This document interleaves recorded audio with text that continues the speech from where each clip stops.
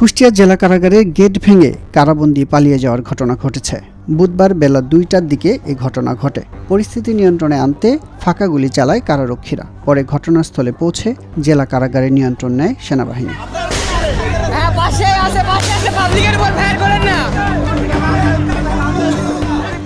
কুষ্টিয়ার jail super জানিয়েছেন, দুপুরে হঠাৎই কারাগারের ভেতর থেকে চিৎকার ও অভ্যন্তরীণ গেটে আঘাতের শব্দ শুনতে পান তিনি। এরপর দেখেন অন্তত 300 জন কয়েদি সংঘবদ্ধ হয়ে ভেতর থেকে গেটে ধাক্কা দিচ্ছে। এতে গেটের হেজবোল্ট ভেঙে যাওয়ায় কারাবন্দীরা পালানোর চেষ্টা করে। পরিস্থিতি নিয়ন্ত্রণে ফাঁকা গুলি ছোড়ে কারারক্ষীরা। এ সময় তারা ছত্রভঙ্গ হয়ে আবারও ভিতরে ঢুকে যায়। এর কিছুক্ষণ পরই সেনাবাহিনী ঘটনাস্থলে পৌঁছে পরিস্থিতি নিয়ন্ত্রণ করেন। তবে তার আগেই 15 থেকে 20 জন কারাবন্দী পালিয়ে যায়।